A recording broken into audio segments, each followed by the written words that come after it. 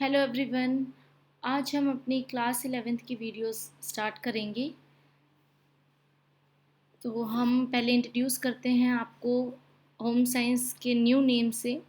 जैसे कि आप यहाँ देख सकते हैं, क्लास 11th में होम साइंस की बुक का नेम है human ecology and family sciences. ये बुक्स आपको 2 पार्ट्स में अवेलेबल है एनसीईआरटी के द्वारा। तो आपकी ये बुक का कवर पेज यहाँ पे है, आप देख सकते हैं। इसकी पहचान करना बहुत इजी हो जाएगा अगर आपने कवर पेज यहाँ पे देख लिया है तो। ये इसके पार्ट 1 का कवर पेज है। सेम यही कवर पेज पार्ट 2 का है, सिर्फ यहाँ पे जहाँ पार्ट 1 आपको दिख रहा है, यहाँ उसमें पार्ट 2 लिखा हुआ है। तो आज हम होम साइंस के बारे में थोड़ा सा इंट्रोड्यूस कराएंगे आपको। सबसे पहले मैं बता देती हूँ कि होम साइंस सिर्फ एक सब्जेक्ट नहीं है, इससे बहुत सारे सब्जेक्ट्स इंटर रिलेटेड है। तो हम डिस्कस कर लेते हैं कि होम साइंस में आप क्या क्या पढ़ने वाले हैं। होम साइंस के 5 ब्रांचेस, मेन 5 ब्रांचेस आज मैं आपको बताऊंगी। Human development and childhood studies, जिसमें आप मानव के विकास के बारे में पढ़ते हैं और बच्चों के विकास, जन्म से लेके मृत्यु तक विकास के बारे में हम पढ़ते हैं। उसके बाद फूड्स एंड न्यूट्रिशन, एक हमारी छोटी सी ब्रांच है होम साइंस की, जिसमें हम खाने में कौन कौन से विटामिन्स, प्रोटीन, मिनरल्स आपको मिलते हैं उसके बारे में हम पढ़ते हैं। कौन कौन से न्यूट्रिएंट्स आपको खाने से मिलते हैं और किस प्रकार से मील प्लानिंग की जाती है उसके बारे में हम पढ़ते हैं। थर्ड हमारा resource management and design application. इसमें हम पढ़ते हैं कि जितने भी रिसोर्सेज हमारे पास अवेलेबल है उसका मैक्सिमम यूज़ हम किस प्रकार कर सकते हैं। उसके अलावा हम इसमें इंटीरियर डेकोरेशन के बारे में पढ़ते हैं, हाउस प्लान्स के बारे में पढ़ते हैं, etcetera etcetera. Development, communication and extension, इसमें हम कम्युनिकेशन के बारे में पढ़ते हैं। कम्युनिकेशन के विभिन्न साधन कौन कौन से हैं, किस प्रकार से कम्युनिकेशन किया जा सकता है, उसके बारे में हम पढ़ेंगे। मीडिया के बारे में, मीडिया के रोल के बारे में हम इस सब्जेक्ट में पढ़ते हैं, जो आज की लाइफ में बहुत ही ज़रूरी है। मीडिया जो कि हमारी डेली लाइफ से जुड़ा हुआ है, उसके बारे में हम इसे पढ़ते हैं। फिफ्थ जो हमारा है फैब्रिक एंड अपैरल साइंस, इसमें हम कपड़े के बारे में पढ़ते हैं, फैब्रिक के बारे में पढ़ते हैं कि कैसे कैसे फैब्रिक का निर्माण किया जाता है, कपड़े का निर्माण किया जाता है, फाइबर का निर्माण किया जाता है और फाइबर से फैब्रिक बनाया जाता है।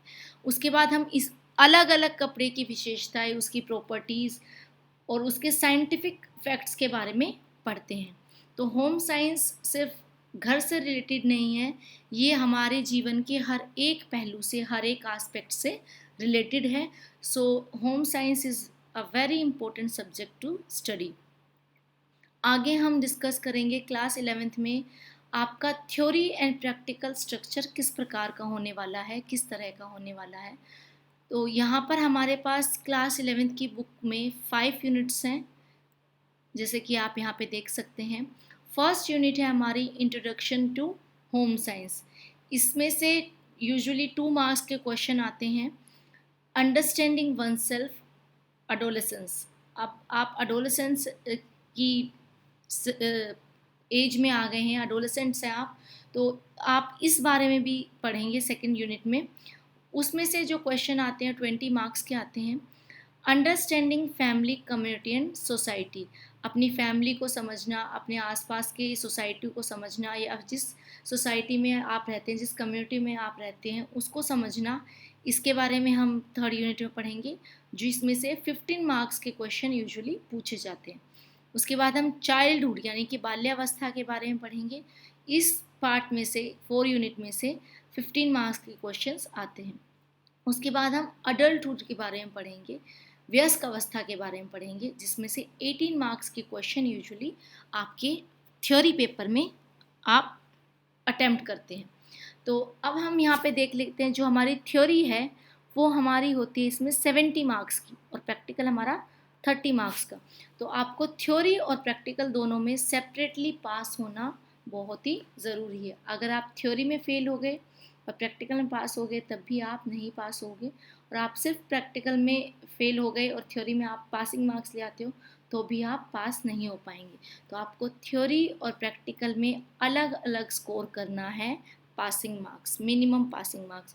और थ्योरी आपकी 70 मार्क्स की है प्रैक्टिकल आपका 30 मार्क्स का है, और इन दोनों का टोटल आपका ग्रैंड टोटल होता है 100 मार्क्स। तो थ्योरी और प्रैक्टिकल दोनों ही बहुत ही इम्पोर्टेंट है, और आपको दोनों पर ही मेहनत करनी पड़ेगी। उसके बाद हम थोड़ा सा डिस्कस कर लेते हैं प्रैक्टिकल्स के बारे में। क्लास 11th में आप कौन कौन से प्रैक्टिकल्स करने वाले हैं होम साइंस में। Understanding oneself with reference to physical development in terms of age, height, weight, hip and chest circumference.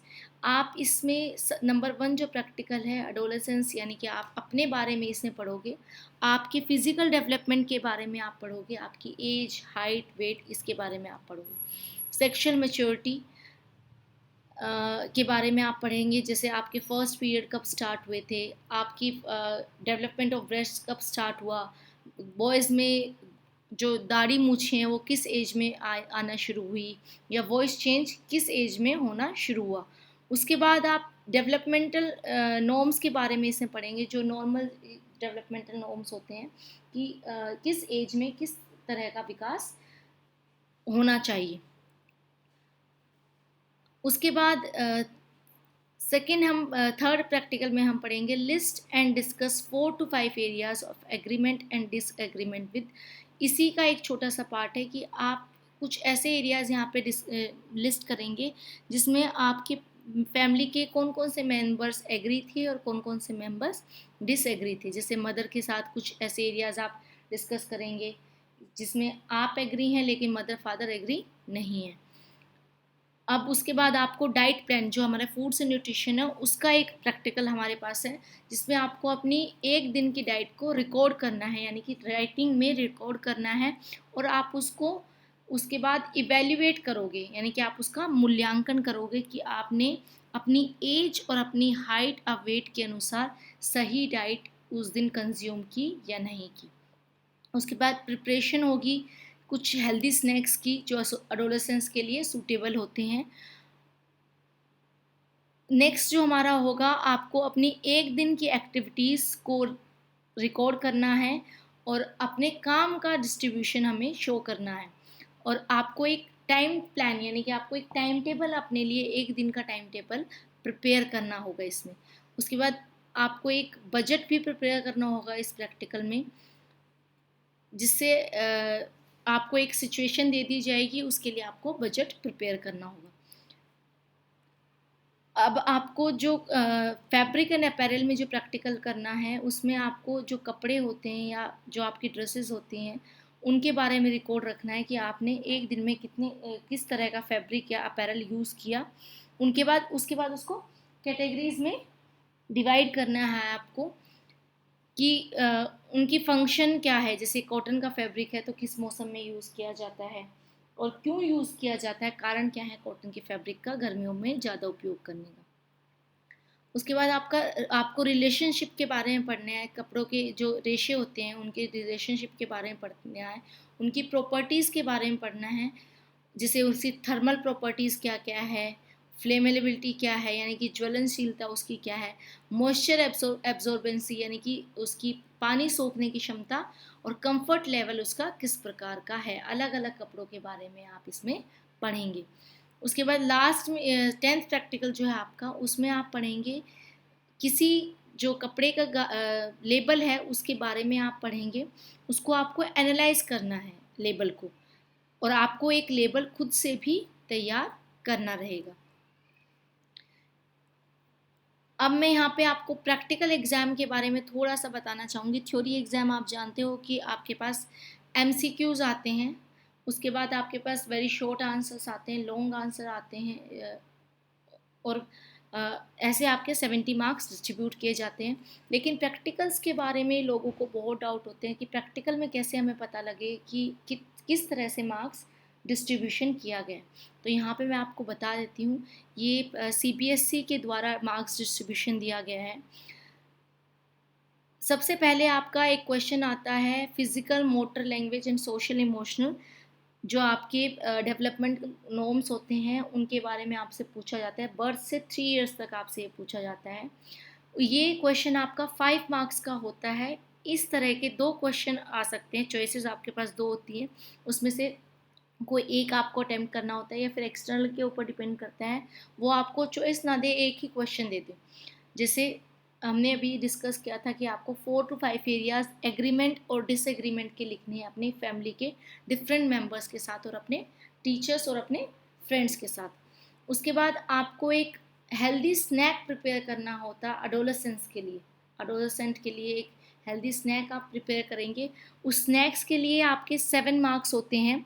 उसके बाद आपको एक बजट तैयार करना होता है।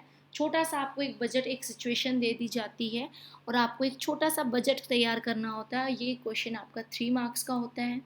अब आपको एक टाइम प्लान यानी कि टाइम टेबल बनाना होता है अपने लिए नेक्स्ट क्वेश्चन में, ये भी आपका 3 मार्क्स का है।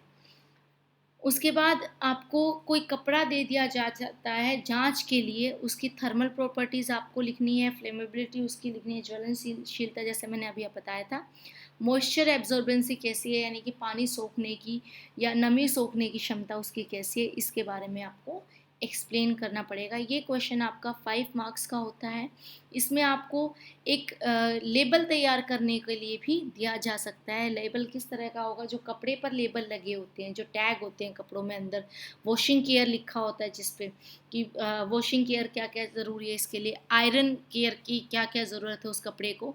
इस तरह का आपको एक लेबल बनाना पड़ सकता है एग्ज़ाम के टाइम पे। तो ये क्वेश्चन आपका 5 मार्क्स है। उसके बाद जो आपकी फ़ाइल बनती है होम साइंस की, जिसमें आप अपने सारे प्रैक्टिकल्स रिकॉर्ड करते हो, वो आपकी 5 मार्क्स की होती है और प्लस वाइवा आपका 2 मार्क्स का होता है।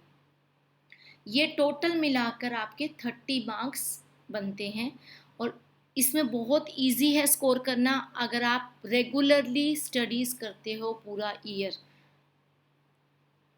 यहाँ पे मैंने जो प्रेस्क्राइब टेक्स्ट बुक है होम साइंस के लिए उसका नाम भी लिख दिया है, आप यहाँ से नोट कर सकते हो।